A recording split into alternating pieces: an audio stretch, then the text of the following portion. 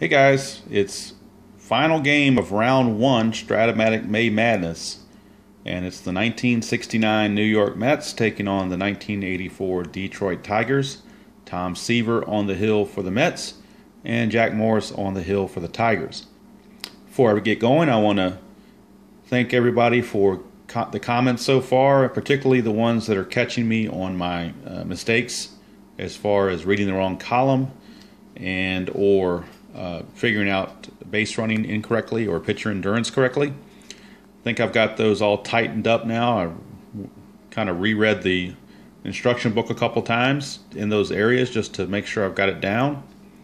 Sometimes I have a habit of just jumping in and playing and not getting everything clear before I start. Kind of had my own rules there a little bit. So I do appreciate the feedback. It is definitely a welcome. And I definitely take it to heart, and hopefully this video will be a clean one. I think another thing I do sometimes on these videos is try to go too fast, so I think I'm going to at least attempt to slow it down just a hair to make sure that I'm looking at the right columns and using the right calculations before moving on to the next at bat. Alright, with those preliminaries out of the way, let's get going here with the 69 Mets against the 84 Tigers. Okay, as that song from the 60s used to say, let's meet the Mets. Leading off in center field for the Mets is Tommy Agee. Batting second and playing third base is Wayne Garrett. Batting third and playing left field is Cleon Jones. Batting in the cleanup spot is right fielder Art Shamsky. Hitting fifth, the designated hitter Don Clendenin. Hitting sixth is second baseman Ken Boswell. Hitting in the seventh position is first baseman Ed Kranepool. Batting eighth and catching is Jerry Grody.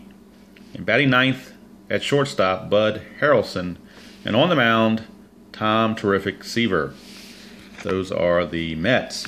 So, Jack Morris is on the hill, getting his warm-up tosses finished off, and we're just about ready to go here between the Mets and the Tigers. Got everything lined up the way I need it to be lined up.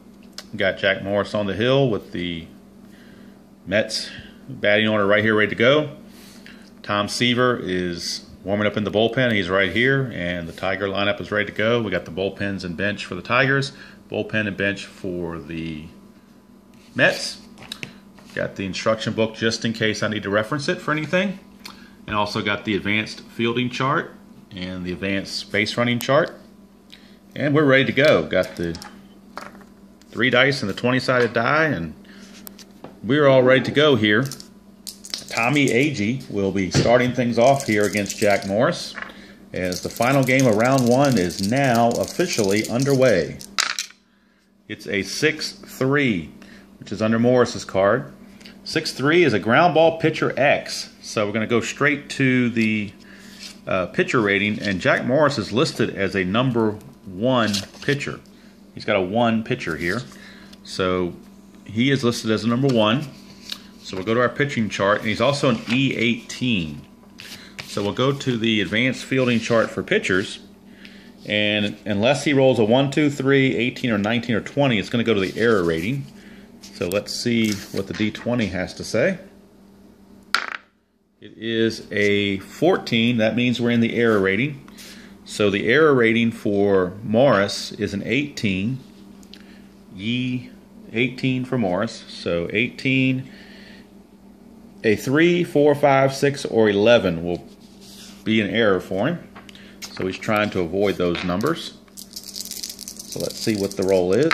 It is a 10, and I think a 10 he's okay. We go back to the E18. A 10 is a ground ball A, so he did make the play. And so Tommy Agee tried to squirt one past Jack Morris, but Morris was up to the task. There's one away, and we're underway. And here's Wayne Garrett. Wayne Garrett, the batter. It's a 5-2, so we're under Morris again. 5-2 against a lefty is a fly ball to right field. So he flies out to Kirk Gibson in right for out number 2.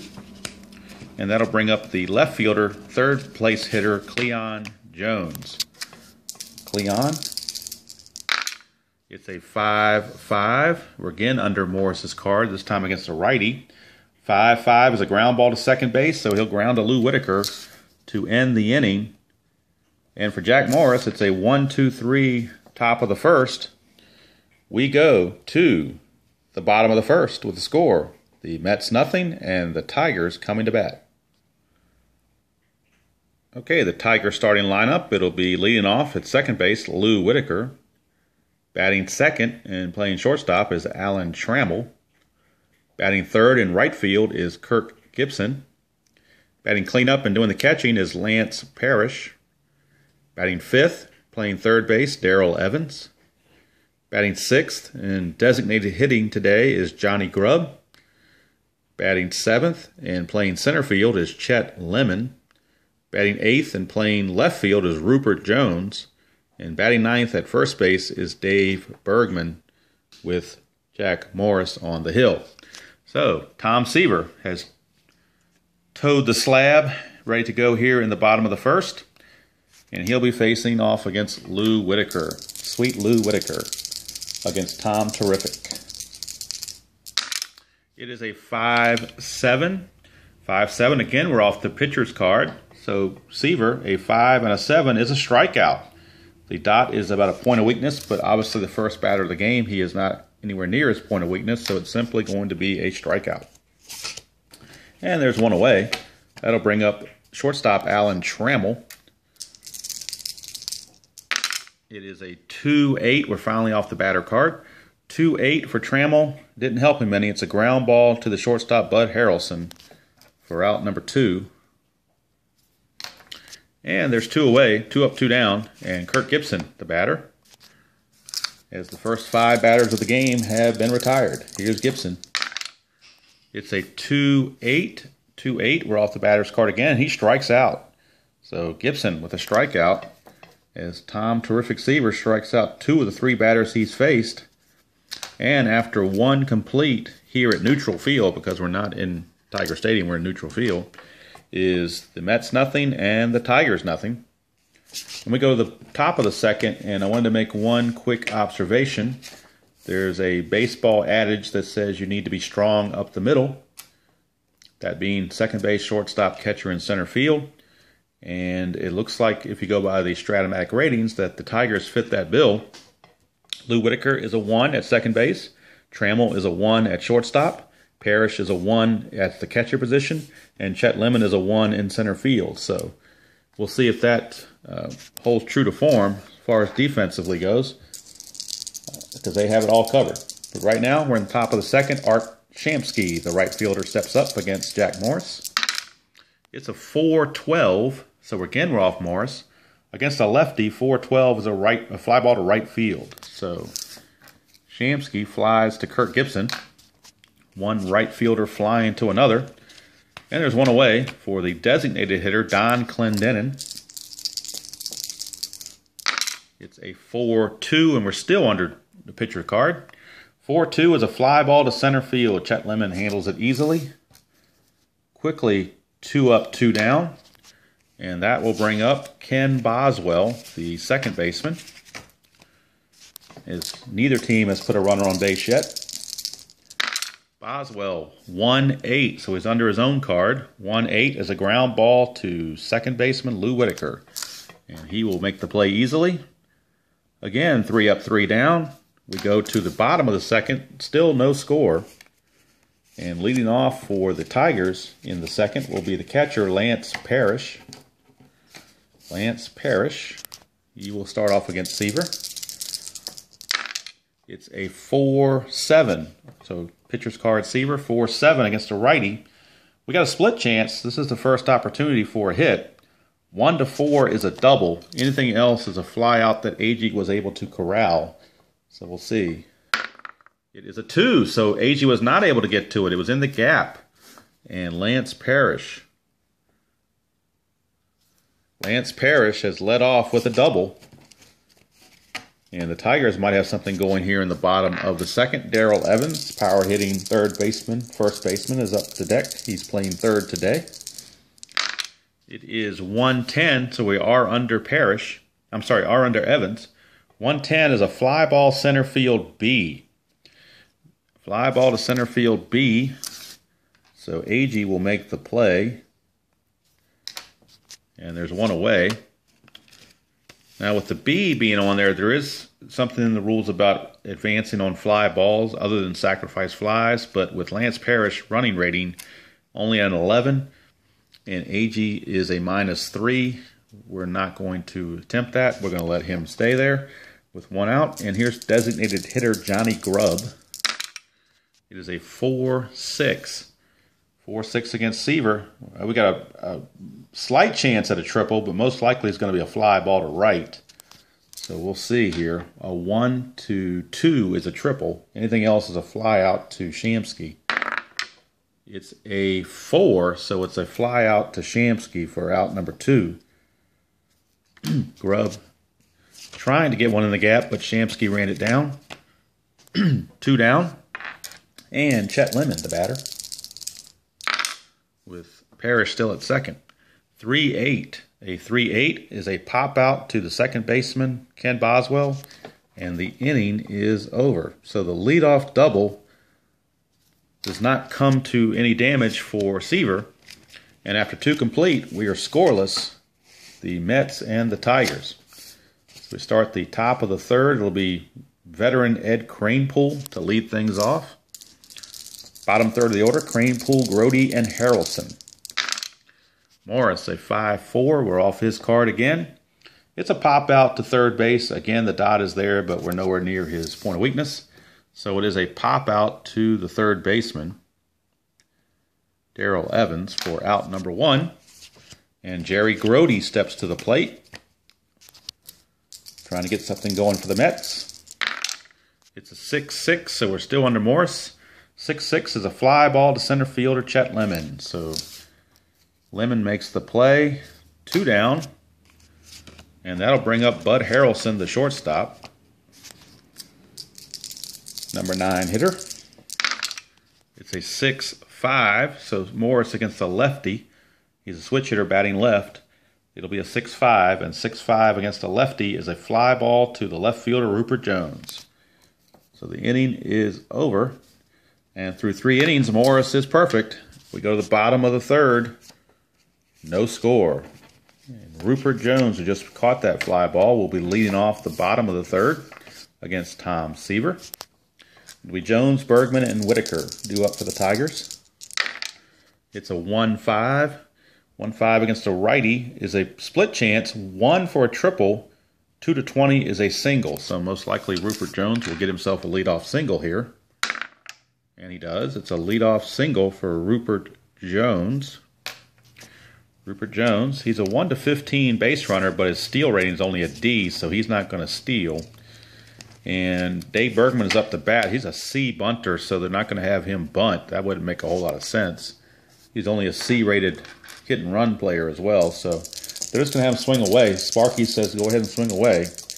Here's the pitch. It's a 1-9. 1-9 is a single to right field for Bergman. So he singles to right. Now, the question is, can Rupert Jones get to third base? Well, the right fielder, Art Shamsky, is a +1 on his arm rating, so that's not exactly the best, is it? So let's check the runner advancement on this and see how it plays out, or how it would play out. We're going to take the run rating of Rupert Jones, who's a 15, and we're going to subtract or add the throw rating of the outfielder, in this case, Shamsky. So we put those together. 15 and a 1 is a total of 16. The runner is being held on, so we subtract 1. That knocks it back down to a 15. So it's a 1-15 chance that he's going to be able to make it to third. Sparky likes those odds, so even with nobody out, they're going to risk it. So 1-15, he will make it to third base. And it's an 18. He got thrown out, so they got greedy. So Art Shamsky throws a strike to Wayne Garrett at third, and Rupert Jones is going to be out 9-5. Where is Dolly Parton when you need her? 9-5 on the put out. And Bergman, let's see here about the trail runner. Let's see if runs runner from second, attempt to score. Runner from first automatically takes third. That's if it's going home. I don't think it says anything about. I don't think Bergman with a run rating of 12 would try to get to second. I think with the play in front of him, most logically he's going to stay at first. So runner at first now for Bergman, as Shamsky has showed off that arm, and now we're back to Lou Whitaker, who struck out his first time up. We get a 1-7. 1-7 is a ground ball to third base B.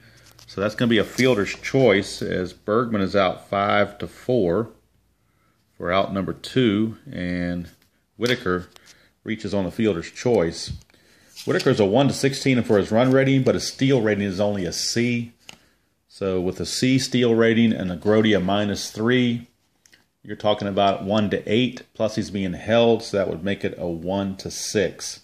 So not a good opportunity there for Whitaker. So they're going to leave him there and let Trammell swing away. It's a 3-4. 3-4 for Trammell is another ground ball to third base, and the inning is over. Technically, with that B there, it's a fielder's choice again, as Garrett goes the short way to Boswell for the last out. So the Tigers run themselves out of an inning potentially, and after 3 complete, we're scoreless. And up come the Mets in the top of the 4th. Tommy Agee, the batter. Agee grounded back to Morris his first time up. This is a 1-6. 1-6 for Agee is a split chance. 1-20 for a double. 1 is a double. 2-20 is a single. So the no-hitter is gone out of the wayside. It's a 1, so he got his double. How about that? Agee found a double. So maybe the karma of having the lead runner thrown out at third, maybe some karma has gone the Mets' way. And that's a leadoff double for Tommy Agee, finding that rare 1 roll on a D20. So here is Wayne Garrett. Wayne Garrett, he is a B bunter, so they could try to bunt him to third. But with a left-handed batter, maybe he'll pull one to the right side anyway. So let's see. It's a 2-5. A 2-5. He didn't pull anything. He struck out. So maybe they would have wished he had bunted, but he strikes out for out number 1. And that brings up Cleon Jones, the left fielder who grounded out to Lou Whitaker his first time up. Here is the pitch. It's a 6-11. 6-11 is a ground ball to Bergman, first base X. And Dave Bergman's a number 2 rated first baseman. So let's see what he does here. It's a 6. A 6. So as a 2 rated first baseman, a number 6 is a ground ball A. So the ground ball to Bergman, he'll take it to the bag himself for out number 2. And I think A says if he's not forced, he holds, but baseball logic dictates that Tommy Agee would go to third base on that play. On a ground ball to first, I don't know when that ever happened where he wouldn't go to third base, so that's what I'm calling it. So I'm eschewing that rule. I think there's probably something in the Super Advanced that says you check a chart. I believe it's in the back of the book here, if I'm not mistaken. Although it may fall under Super Advanced rules, I'm not sure. I'll invoke it if it does. But it's saying infield back, let's see here, ground ball. Let's see, with runner on second, ground ball A, and this is number 6. Number 6 says, if hit to first or second base, batter out, runner advance 1 base. So that falls under the baseball logic category. And that will move Agee up to third base with 2 outs. And Art Shamsky is the batter, so he needs a 2-out RBI. He flied to Gibson his first time up. It's a 6-10. 6-10 is a catcher X against a lefty batter. Catcher X, so Lance Parrish is a 1. Like we said, they're strong up the middle. So the catcher number 1 is a 3. But when you look at the catcher chart, pass balls are a possibility here. So we'll see. It's a catcher number 3. Catcher number 3, number 1, I'm sorry, with a 3 result is a foul out. So he missed all these pass balls and wild pitches and found his straight pop out with a 3 on the D20. A foul out, technically. So Shamsky fouls out to Parrish to end the inning, and the Tigers dodge what could have been a bad result for them, allowing a run to score. And we go to the bottom of the 4th, still no score. Kirk Gibson steps to the plate. He struck out his first time up. He will lead off the 4th against Seaver. It's a 2-12. 2-12 is a split chance, 1 for a triple, anything else for a single. So most likely a single here. And it is. It's a base hit. Now Gibson can run, so we'll need to look at his base stealing prowess here. He is a stealing rating of A. Stealing rating of A means that he starts out with a 15 for a rating. So he starts out as a 15. He is held on base. So the holding on base drops him down to a 14. He gets -1 for that. So that is a 14. And then Jerry Grody drops him 3 from the arm rating down to a 1 to 11. So Sparky mulling over whether to send Gibson on a 1 to an 11 after already having a runner thrown out trying to get to third on a base hit. Does he want to run himself out of further innings, or the fact that it's a leadoff batter, do they want to have him try to get into scoring position? Let's see here what they want to do with that. So Sparky is mulling things over, and I believe he's going to send him. I do believe he's going to be sending him. So let's see what happens here. Okay, I have to recalculate here because I was doing the deducting twice. So the fact that he's an A stealer means that he's a -2. That factors into him being held. So the -2 drops him to a 13. Grody drops him down to a 10. So he starts out with a 10. It's a 1 to 10, basically a 50-50 shot. So double check me on this, guys. He's an A stealer, which is a 1 to 15. Being an A, it's a -2 on the deduction. So that's a 13. Grody's a -3 throwing arm. That's a 10. 1 to 10. With Parrish and Evans coming up, do you want to risk a 1 to 10? They're going to do it. Sparky wants to play aggressively here. So 1 to 10, he will make it. Now, if it's a 1, 2, or 3, it's a possible throwing error on Grody. It's an 8, so he made it. No throwing error, but he did make it. So Kirk Gibson swipes second base to get himself into scoring position with nobody out. And the catcher Lance Parrish up. Grody, upset with himself, thought he should have had him. But here's Parrish. It's a 4-9. 4-9 against the righty is a strikeout. So Seaver, perturbed about the strikeout, puts a little extra on that one and blows it by Lance Parrish for out number 1. And that will bring up Darrell Evans. Roy Rogers nowhere in sight. It's a 4-4. 4-4 against a lefty is a catcher X. So Jerry Grody is a catcher number 2. Catcher number 2, and the result is a 12.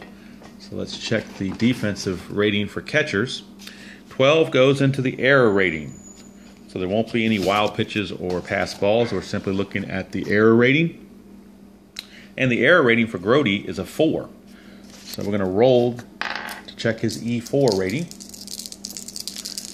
And the result is a 5. So we go to the catcher defensive chart. E4, number 5, is an E1 because a 5 is a ground ball C. I almost misread that. It's ground ball C. So ground ball C means the runners advance. So in this case, Grody picked up a dribbler in front of the plate and threw Evans out at first base. But Kirk Gibson will move over to third base. So he's at third base with 2 outs. Third base and 2 outs with designated hitter Johnny Grubb stepping to the plate. A base hit could give the Tigers the lead. It's a 6-8. A 6-8 is a pop out to the second baseman, Boswell. So the inning is over as Seaver pitches around that single and stolen base. And after 4 complete, we're still scoreless here at neutral field. And start the top of the 5th. It'll be Don Clendenin. Don Clendenin, the designated hitter. He flied out to Lemon in center his first time up. It's a 5-8. 5-8 from Morris is a straight single to left field. So a base hit for Don Clendenin. He is not exactly a speed merchant. He's got a steal rating of D, so he's not going anywhere. Now Boswell does have a bunt rating of B, but do you bunt to get to the bottom of the order? I think they're going to go ahead and swing away here. Let him swing away here, see what happens. It's a 2-11. The 2-11 is a foul out to Lance Parrish. So he fouls out for out number 1. And that'll bring up Ed Kranepool, as both offenses are stagnant here, primarily due to good pitching. Kranepool, 2-6. 2-6 for Kranepool is a ground ball first base A. So first base A is a double play. That is a 3-6-3 double play.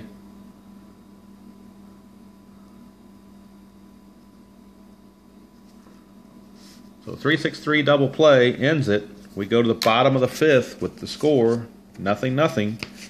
And the Tigers coming up with Chet Lemon to start things off against Tom Seaver. Chet Lemon popped out to the second baseman Boswell his first time up. It's a 3-11. 3-11 for Chet Lemon is a fly ball to left field. So he flies out to Cleon Jones in left for out number 1. And that'll bring up left fielder Rupert Jones.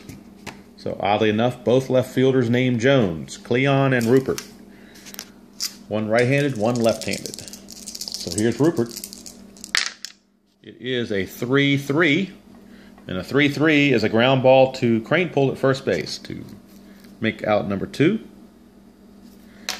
And with 2 outs and the base is empty, that'll bring up the number 9 hitter Dave Bergman. He did single his first time up, but it was on his single that Rupert Jones got thrown out trying to go to third. It's 2-5, and a 2-5 is a ground ball to the third baseman Garrett. Throws over to Kranepool, and the inning is over.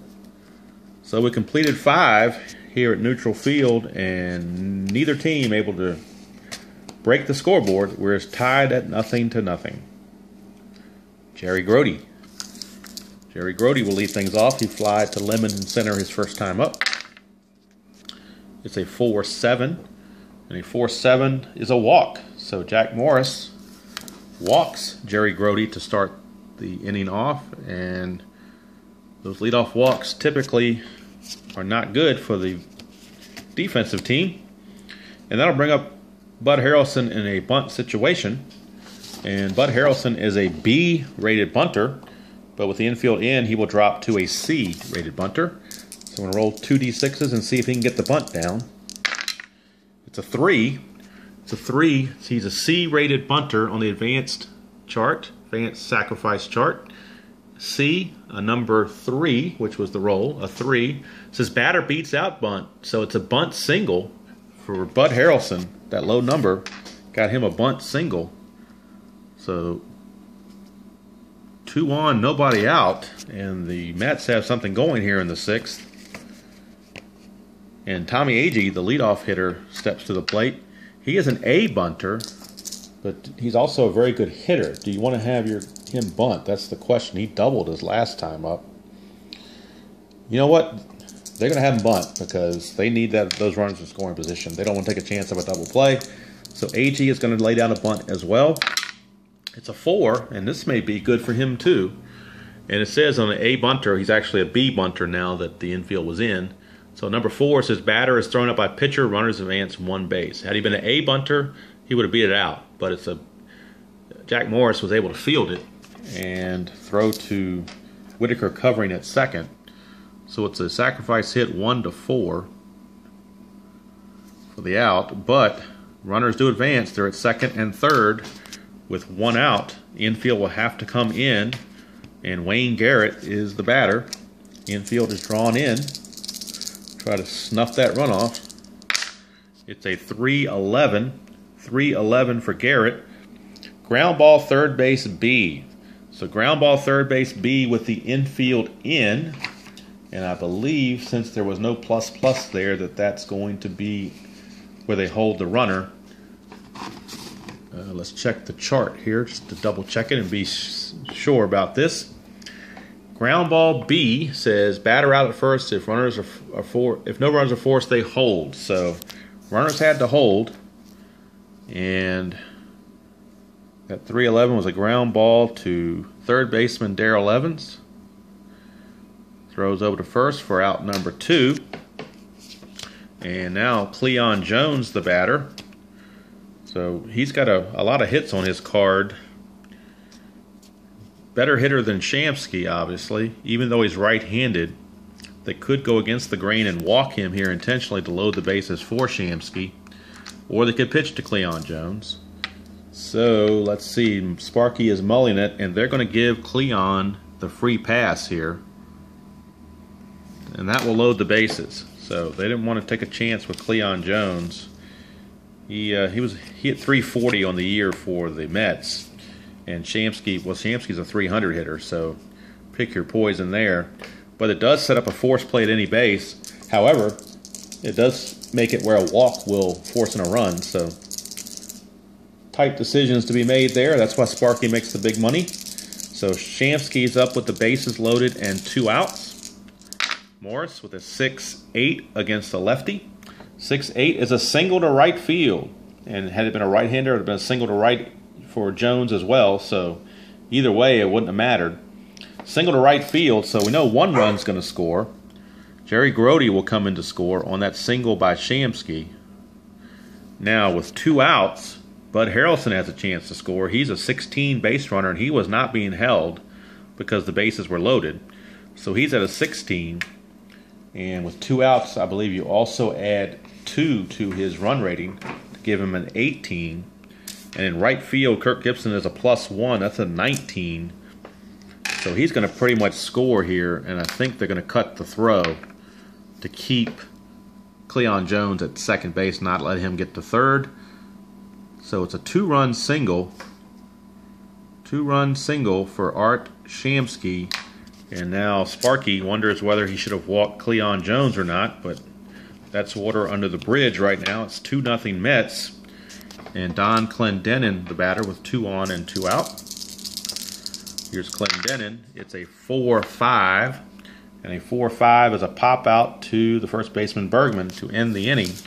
But the Mets do pick up 2 runs on that big 2-run single, bases loaded single by Art Shamsky.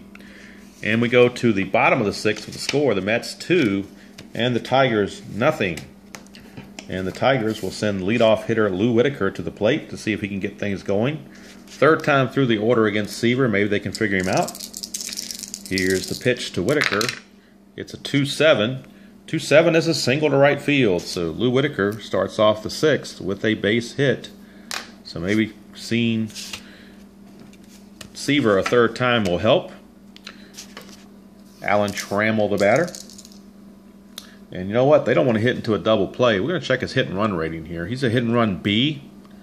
He's a hit and run B. So if we go to the advanced hit and run chart with a B rater, we're going to go ahead and take a shot. So it's a hit and run play. Hit and run play for Trammell and Whitaker. It is a 7. So we look at the hit and run chart, advanced strategy hit and run chart. A letter B and a number 7. It says batter misses pitch, roll 20-sided die for steal results. So that could be kind of problematic because he missed the pitch, and now it's up to Trammell and it's up to Whitaker, who is not the best base stealer in the world. He's a C-rated stealer, and he was being held. So let's see what the reduction is. It's a -3 on his steal rating. He starts out with an 11, being a C. Being a C, he starts out with an 11. So he starts out with an 11. Subtract 3 for him being held. So that makes him down to an 8. And then Grote, a -3, knocks him down to a 5. So he's got to get a 1 to 5 to be safe. Otherwise, he will be gunned down. So don't like his chances, as they say. It's a 4. He made it. How do you like that? I don't know how that happened, but somehow it did. He beat the odds.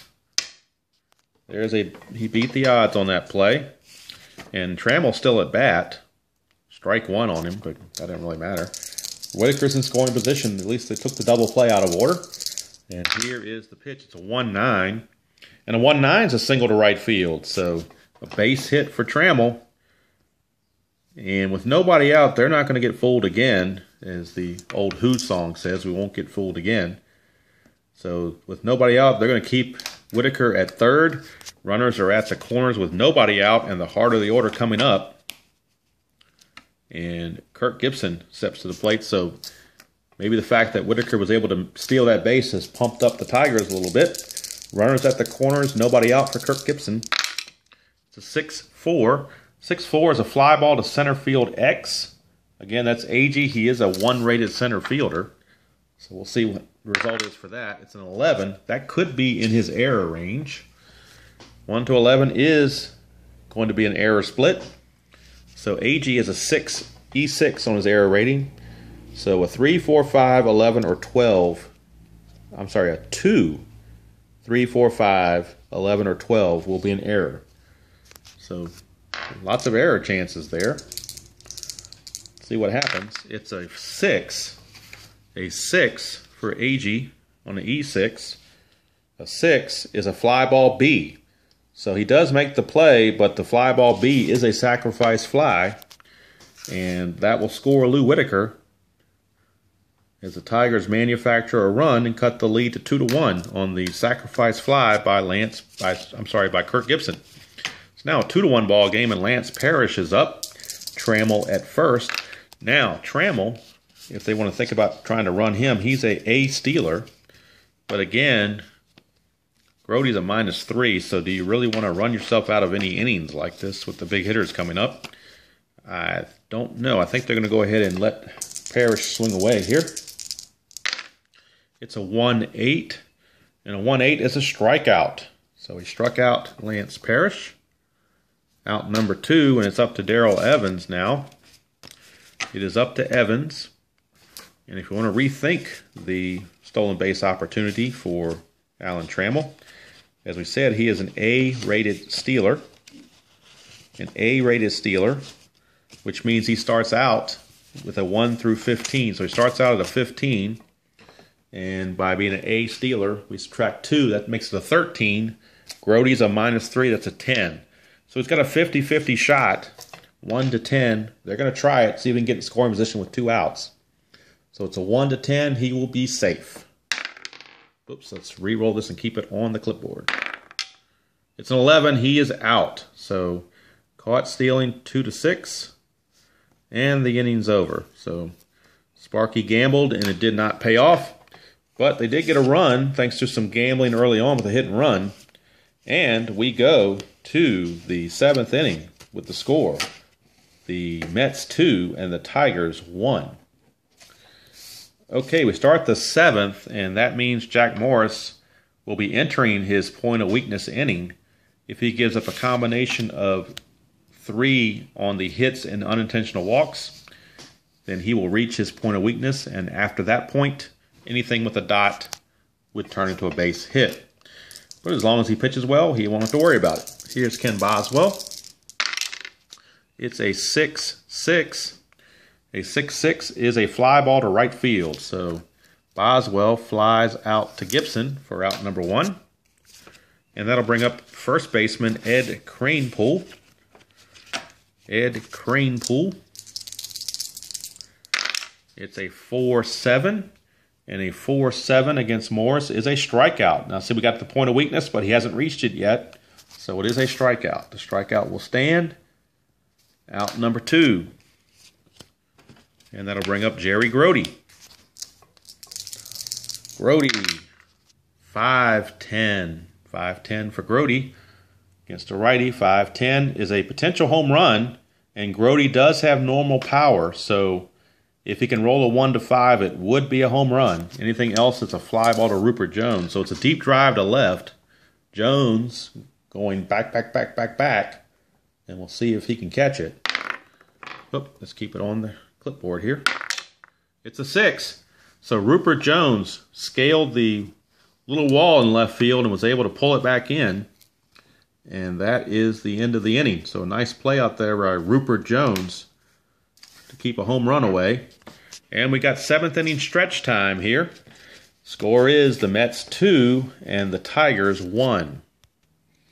Okay, bottom of the 7th, Darrell Evans to lead things off. He was at the plate when Alan Trammell was caught stealing. So he'll lead things off against Seaver. His point of weakness rating doesn't come into play until the start of the 8th inning. So he's good to go here. It is a 1-9. 1-9 for Evans against a righty is a walk. So Darrell Evans, you know those leadoff walks can come back to bite you. Just ask Jack Morris in the 6th when he walked Grote to lead off the inning and led to 2 runs. So we'll see. Johnny Grubb, designated hitter, is up. Evans does not run well, so no chicanery on the bases here. Just straight out swinging away for Johnny Grubb. It's a 3-10. 3-10 is a fly ball to right field for Johnny Grubb. He flies to right. Shamsky puts it away. 1 away for Chet Lemon. Chet Lemon, the center fielder.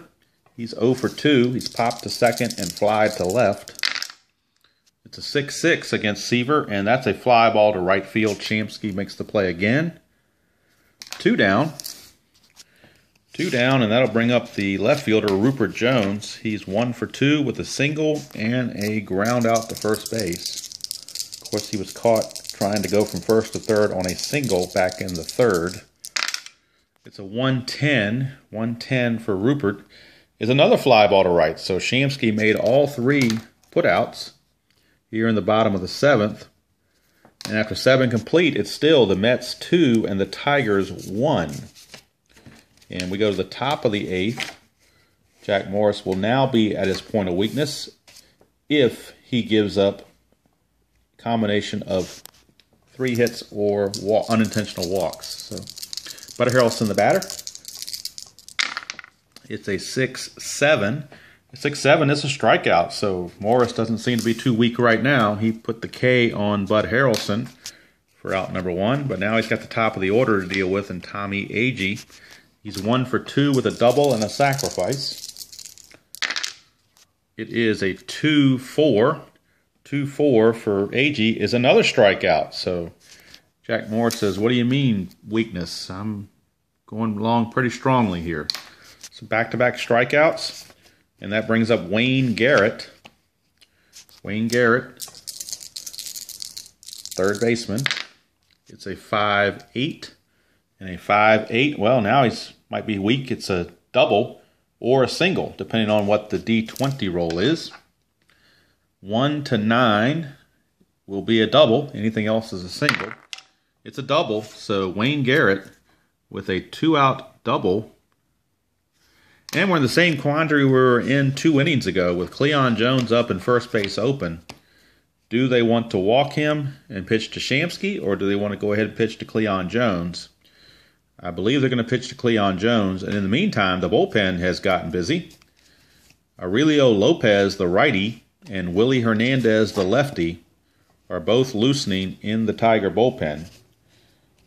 So we've got Guillermo, don't call me Willie Hernandez, loosening. And he's from the left side. And then we've got, I'm sorry, we don't have Aurelio Lopez. We do have Aurelio Lopez. We've got Juan Berenguer. No, I take it back. We're going to have Doug Baer. Doug Baer, the right-hander, is loosening along with Willie Hernandez. So those two are loosening in the Tiger bullpen should they be needed. And Sparky is going to go ahead and pitch to Cleon Jones with Morris. So let's see what Cleon does here. Runner on second, 2 outs. It's a 4-9. 4-9 is a potential. It looks like it's going to be a single, but it's only 1 star. So that would hold him at third base. So it's a 1-19. We'll see if he rolls a 20 just to get out of it. He does not. It's a single, but it's only 1 star for Cleon. So, with Garrett moving over to third base. Now, Shamsky is up, the lefty.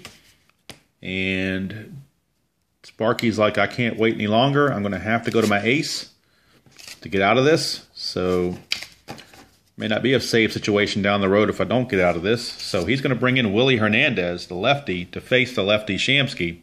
So we'll be right back with this pitching change. Okay, new pitcher is Willie Hernandez. Let's get the line on Morris.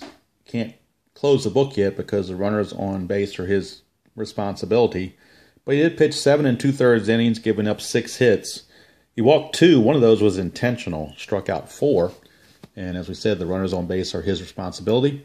Willie Hernandez is in there, the left-hander, to face Shamsky. But Gil Hodges has countered with Ron Swoboda, right-handed hitting Ron Swoboda. He will pinch hit for Shamsky and then stay in the game to play right field in the bottom of the 8th.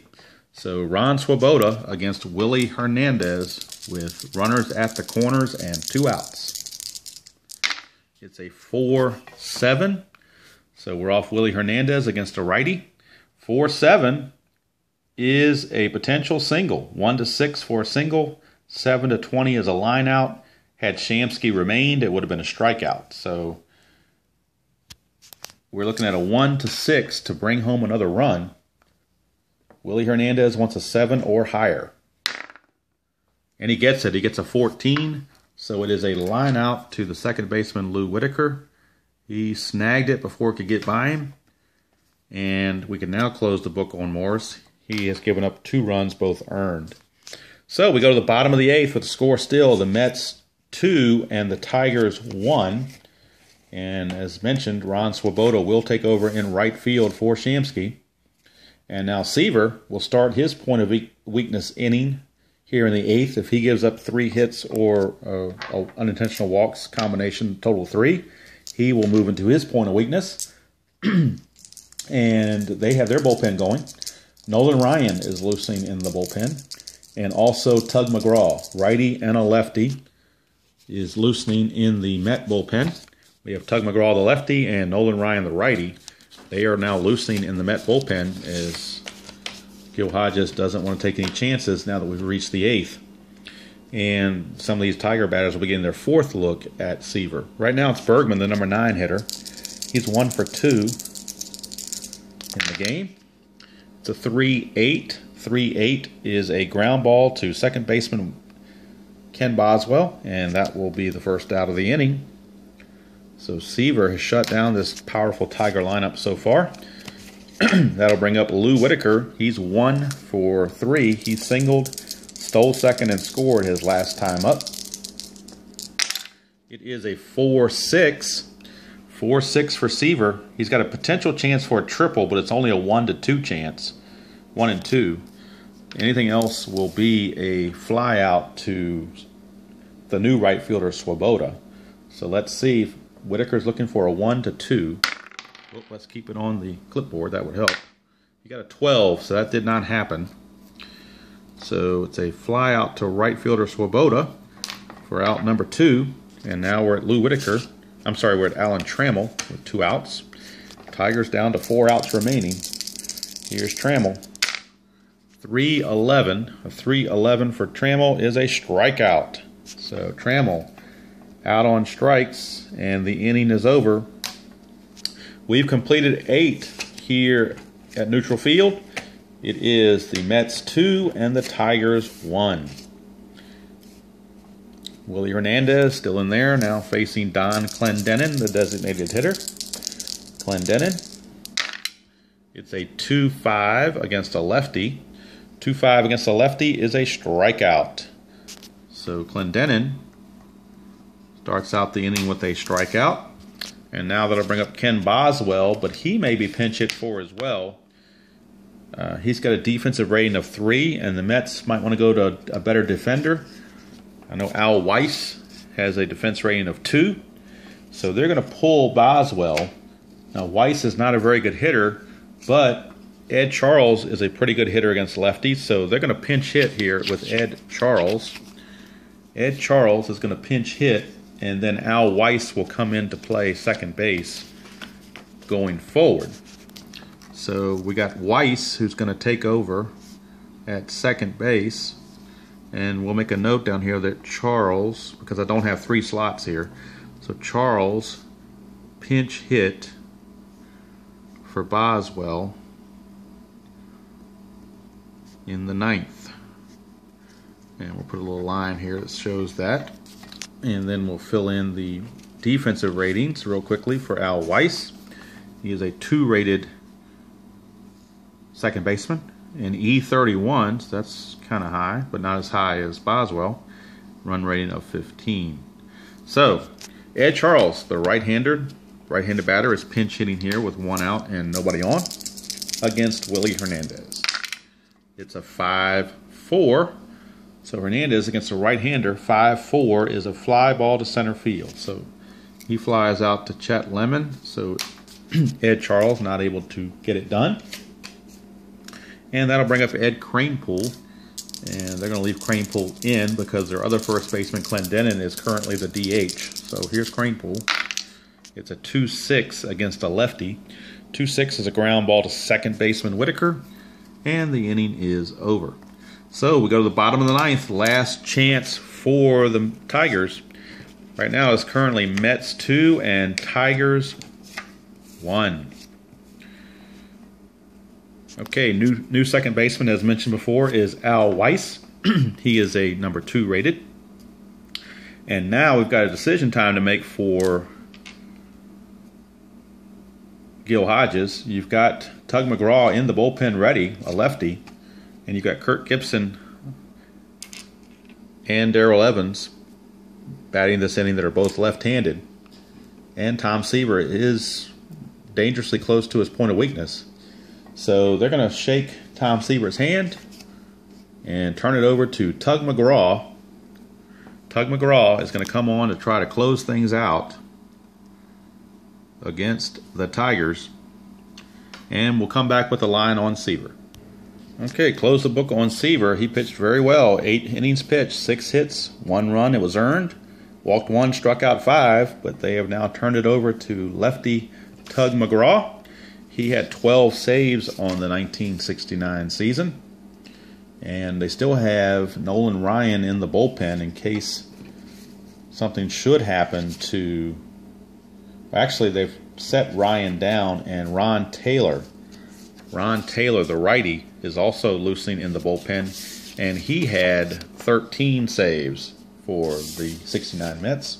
So Taylor and McGraw were the 2 de facto closers, closer A and closer B, depending on the matchups. So Tug McGraw is in, lefty on lefty against Kirk Gibson to start out the bottom of the 9th. 2-1 Mets.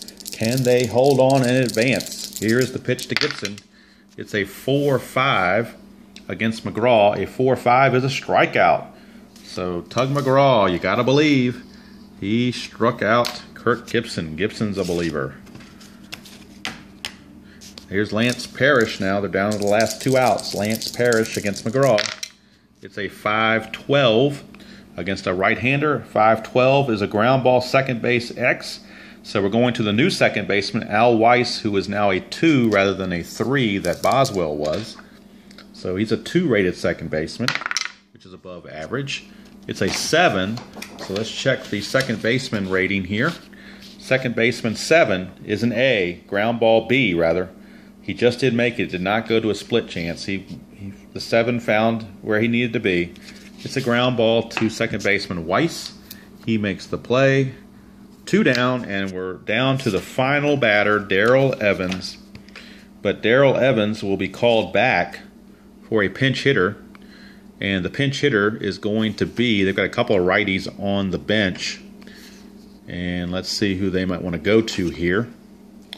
Looks like they're going to go to Barbaro Garbe. So Barbaro Garbe will take over for Darrell Evans as a pinch hitter.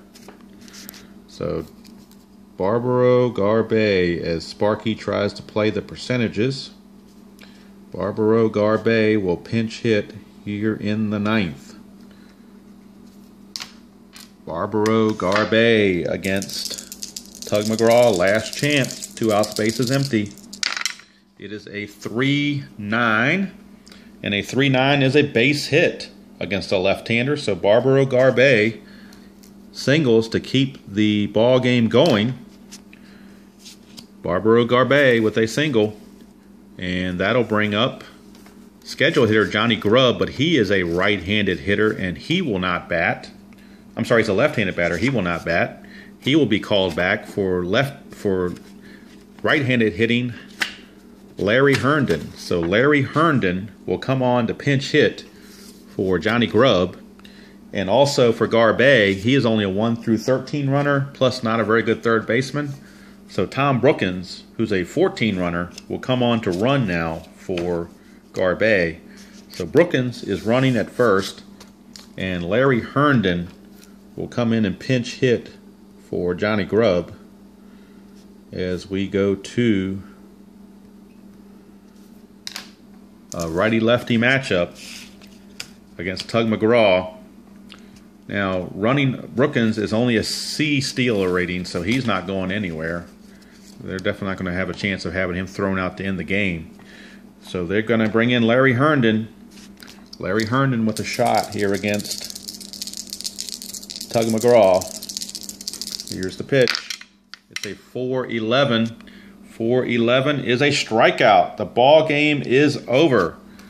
Tug McGraw, gotta believe, and you gotta believe that he and Tom Seaver have pitched the Mets into the next round.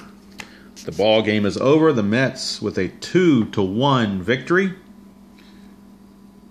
Hard fought victory at that. And we'll come back with the totals in just a moment. Okay, let's put a bow on this one. The Mets advance with a victory 2-1 over the Tigers. Final numbers: 2 runs, 6 hits, and no errors for the Mets. They left 5 on base. For the Tigers, 1 run, 7 hits, and no errors. They also left 5 on base. Winning pitcher was Tom Seaver. He pitched 8 innings, giving up just the 1 run. And Tug McGraw got the save with the scoreless 9th, even though he did give up a single to pinch hitter Barbaro Garbe. And the tough luck loser was Jack Morris. He pitched well, 7 2/3, only giving up 2 runs. And Willie Hernandez pitched flawless inning in the 3rd in relief, picking up a strikeout. Jack Morris, unfortunately for him, is 0 for 2 in this tournament. He was the loser in the Twins game against the 41 Yankees. And he's now the loser in this game for the Tigers. So not a good tournament for Jack Morris, although he did pitch a whole lot better this game than he did the first game. So that's going to do it from here. The Mets have advanced, and they will be taking on the surprising winner from the other bracket, the 1988 Los Angeles Dodgers. So that'll be a matchup there. Now, Seaver will be ineligible in this next round. So they will go to Jerry Koosman as their starter. And, of course, the Dodgers cannot use Oral Hershiser again in the next round. So they will turn to Tim Belcher. So it's going to be right-hander Tim Belcher against the left-hander Jerry Koosman. And that will be the Sweet 16 game between the 69 Mets and the 88 Dodgers. Hope everybody enjoyed this game. It was a fun game to play. It was nice and close, which I kind of like. And I'm hoping beyond hope that I did this correctly with all my factorings of runner advancement, fatigue ratings, and so forth. If I did not, or if I missed a column or anything, please let me know. I can't go back and change the video, obviously, but at least it helps me tighten my game up, per se, on doing these videos.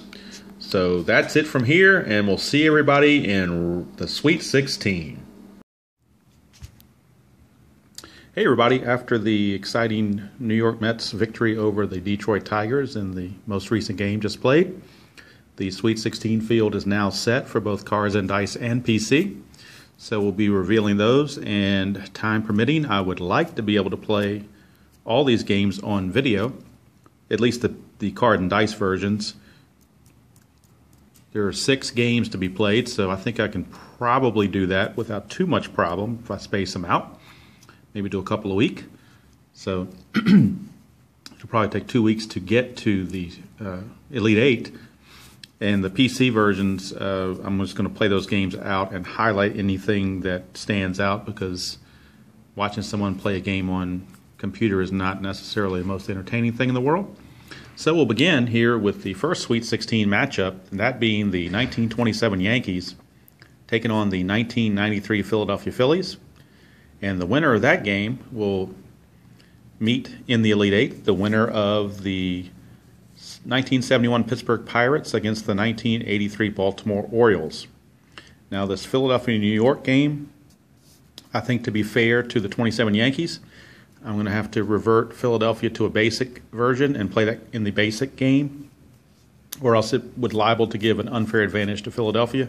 So that's going to be basic game only.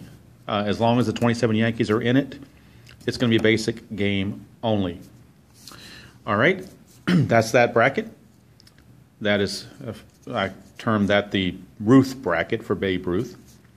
And in the Sparky bracket, you've got the 1975 Cincinnati Reds, who defeated Seattle. They'll be facing the 1969 Baltimore Orioles, and they defeated the 2000 New York Yankees. So they'll play each other to get to the Elite 8, and they'll be facing the winner of the 1988 Los Angeles Dodgers, who upset the Yankees of 61, and the recently victorious New York Mets, who just knocked off the Detroit Tigers of 84. So that matchup will be in the Sparky bracket right here, and the winners of those 2 games will go to the Elite 8. Then we move down to the Finley bracket. I call it because of the Oakland A's.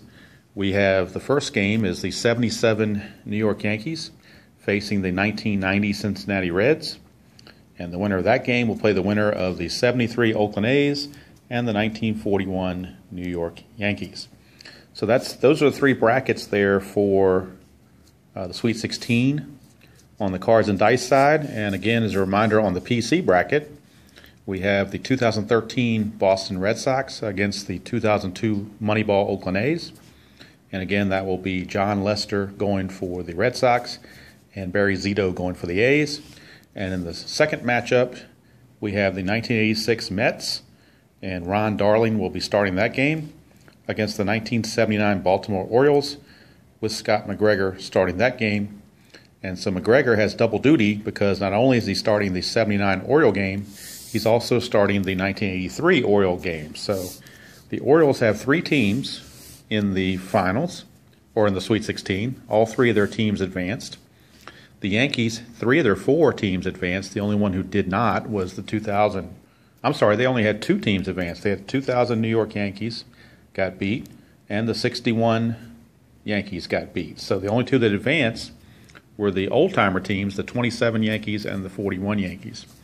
Cincinnati is represented with both of their entries still in there, the 75 Reds and the 90 Reds.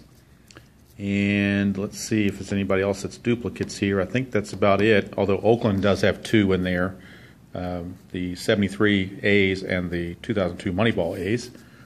And the Mets have 2, the 86 Mets on the PC side and the 69 Mets on the card and dice side. So interesting that both the 69 teams from the World Series advanced. And I'm trying to see if there's anything else that stands out. I think that's about it. But that's it for that's what the Sweet 16 is set up to be now. And I will start recording games here very shortly for the Sweet 16 to get to that Elite 8. And I hope everybody's enjoyed the tournament so far. I know I've had a ball doing it. Had some glitches along the way as far as making some mistakes on player ratings, speed ratings specifically for stolen bases, and then occasionally misreading a column once in a while on a card. So definitely been trying to tighten that up here in the last video with the Mets and Detroit. Hopefully I did that. So hopefully it'll be smooth sailing, as they say, going into the Elite Eight. So hope everybody's enjoyed it so far, and I will check back in with the first Sweet 16 game down the road. Hope everybody's a great day, and we'll catch everybody later.